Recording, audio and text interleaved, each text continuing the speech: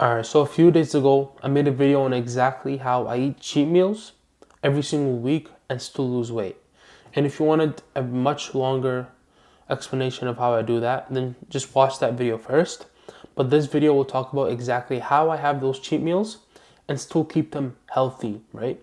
Because sure, it's important to lose weight and be in a caloric deficit, but if that means you're going to be eating junk food that is going to ruin your health, you're going to feel more fatigued, more hungry, your sleep will be uh, dysregulated, your cortisol will be spiked, your testosterone is going to go down, you're going to feel like crap, you're not going to have energy to do anything, to train, to do your daily freaking tasks you have to do as a student or if you have a job. And overall, your energy will be so tanked that's going to increase your chance of actually binge eating and not sticking to your diet. And so the biggest priority in this channel is to stay healthy no matter what you're doing, whether you're losing weight, gaining weight, maintaining weight. Whatever you want to do, we want to do it while still eating healthy and being as healthy as possible, right?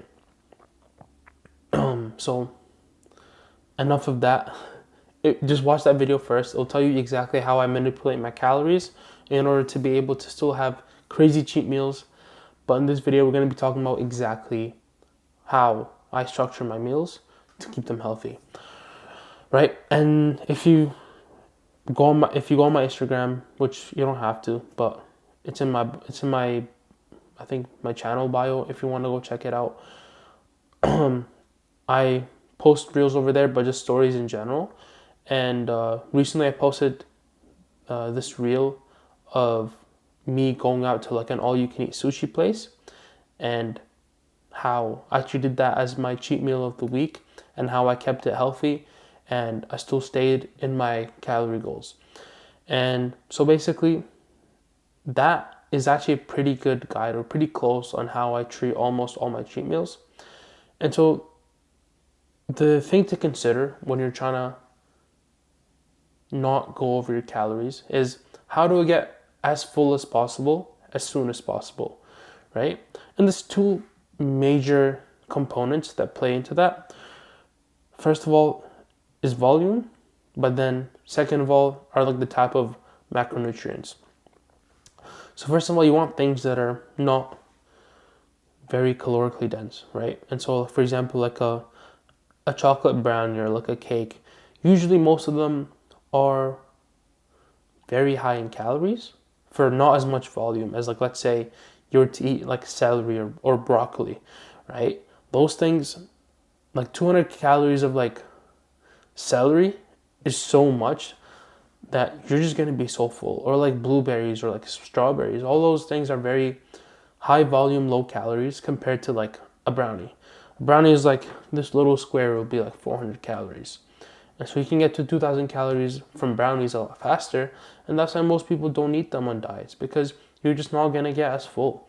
One of the biggest signals for your body to like stop sending hunger hormones is your just stomach being stretched from the amount of food and liquids that are in your body. And so you want to focus on, for most of your diet, like I say 80% of your diet, to be high volume. And also just a lot of fluid intake. So a very big cue that I have for like pretty much every meal is have like 1 liter pretty much of like this water bottle. I have it like with me all the time. And I'll just drink one of those before my meal and one after my meal, or like one throughout the meal. So I'll have like 2 liters of water with like pretty much every main meal that I have throughout the day. First of all, I'll get my water like target for the day, and it just keeps me full. I like being full. I want to like feel like my stomach is so stretched that I don't even want to eat anymore. So I'll go through exactly what I ate that day because I think it was a pretty good guide on how I do it most of the time. And so when I went there, first of all, I was fasting the whole day, right? And that meal was around 5 p.m. But I'm used to like fasting that long for most days. Like I can go until 2 p.m. most days and not eat until then, or like on a black coffee or something. And I'll just drink a lot of water and coffee, and it'll get me going, and then I'll get hungry by like 1 to 2 p.m. But that day I just like kept going for the whole day. But it it would have been fine if I ate like a few hundred calories before, just to sustain me until then. Either way, when I first start at the buffet, it was a buffet as well, which makes it more tempting to like eat a lot more junk, because there's a lot of dessert, a lot of things that are like have a lot of sauce, which are very calorie dense. But just doing these 3 principles that we'll talk about soon helped me avoid that and stay pretty healthy and focus on high volume foods. So I had around like 6 plates of food. My first plate of food was a bowl of soup. It was like a mushroom soup, which was, again, high volume, a lot of fluids, and not many calories, right? And it was warm, so it's getting my stomach ready. Cool? And then the second thing was like a mushroom saute thing, right? It was like steamed broccoli and mushrooms and beans, right? And spinach, stuff like that. And that was my first meal. With like, I think a bowl of salad as well, right? And the salad, I didn't put any dressing on it, because it was like a salad bar where you make your own salad. You put the vegetables you want and the sauces you want. But I'm used to just eating like raw vegetables, so I just had like lettuce and cucumber and tomato on its own, and like carrots. And then I had like a lot of the steamed vegetables. So first of all, a lot of volume and a lot of fiber. You want to focus on fiber because it takes longer to digest, and so it's not gonna spike your glucose and therefore your insulin, which is not gonna make you as hungry after the meal. Cool?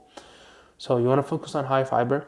Cool? And then after that, after I got enough vegetables in my system, that's when I started introducing protein, because again, protein is very filling compared to carbs and fats. It is the most filling because it takes the longest to digest. So you want to focus on fiber and protein. That combination is absolutely perfect. You still want to get your fats, and it's fine to get like non-fiber, like carbohydrates, right? You still want to get some sort of fats, because if you're very low fat, your satiety won't be as high, right? So you want to make sure you're also satiated, right? Not just filling up your stomach, but also just like psychologically you want to feel satiated. And so fats will do that, just like not too much in excess, because they are the most calorically dense, anything with fats. That's why like a tablespoon of olive oil or any oil is like over 100 calories. But so then I started getting a lot of seafood, so like salmon and tuna, right? Or you get like those sashimis, or like it'll be like a teriyaki salmon with like not too much sauce. I'll like drip off the sauce so that it wouldn't be too much, because I know teriyaki sauce is like sweet as sugars, stuff like that. So it's just excess calories. So I started off with that. That was pretty good. Then after that, after like 2-3 plates of just a bunch of fiber and protein and some fats, right? Because it is fish, so it will have fats as well, omega-3s, which is good for you. Cool.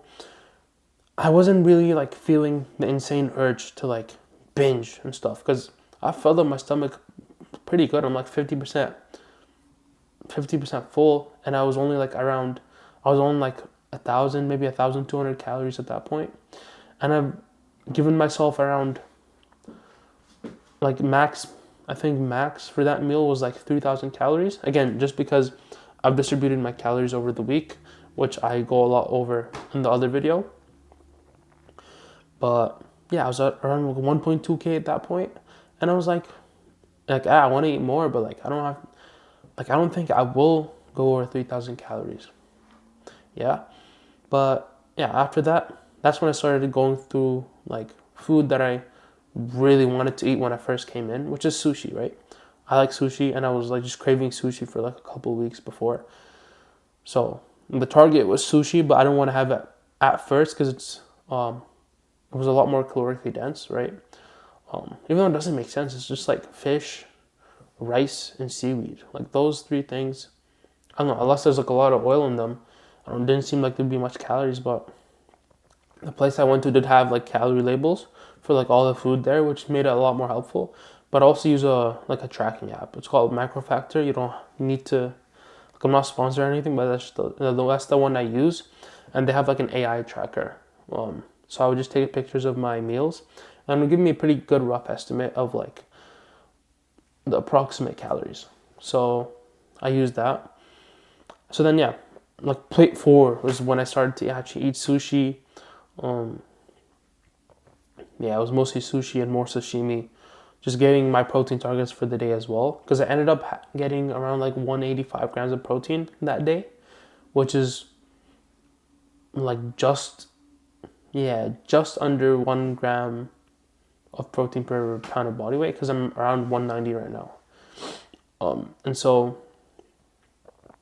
yeah, I ate a bunch of that, like satisfied my sushi cravings, and then yeah, I think I had around like 500 calories left. I was on 2.5 at that point, and I was like 95% stuffed, but I have a sweet tooth. I always do. Always need to end my meals or like end my day with something sweet. So that's when most people would fail, because going to the dessert bar in the place, there's a bunch of pies and cakes and brownies and ice cream and this and that. And it's fine once in a while, but I think just the fact that I stuffed myself so much by that point, like, I don't really care, right? So I just filled up a bowl with a bunch of fruit. So they had like cantaloupe, I think watermelon, the honeydew, like all those 3 melons. So I did a bunch of that, pineapple as well. And that's how I ended my meal, my meal, I guess, of like 6-course meal. But yeah, I think it ended around like 2,900 calories, right? And so yeah, that's exactly how I went about it. So the principles, right? You don't have to like actually eat the same food that I ate, but the principle is that you want to start a lot of water before, because it helps get you full faster. Then you want to start with a lot of fiber and protein, right? Like the order doesn't really matter, but like if you just have protein and fiber at the start of the meal, and then you save the carbs and the fats to the end of the meal, or like let's say you're doing it across the day, and you start the day with like protein and fiber as well along the day, and then I like to end my day with the carbs, because I feel nice, I feel satiated, and then having a good amount of carbs before sleep just makes my sleep quality better. If I have pretty much 0 calories at the end of the day, then I just have trouble falling asleep, because carbohydrates tend to release serotonin from your digestive system, and serotonin is like your feel-good kind of hormone, and so serotonin helps you sleep, right? And yeah, so basically you want to use the principles of my meal, but then spread that like across your day in a sense, right? Because that's all the food that I ate for that whole day. And yeah, again, start with fiber, protein, and then you want to backload your carbs and fat to the end of the day/meal. I hope that helped. If you want to learn more on exactly how to lose weight while still staying healthy, then just click the first link in the description. It's my course that teaches you to do exactly all of that, and hopefully I'll see you there.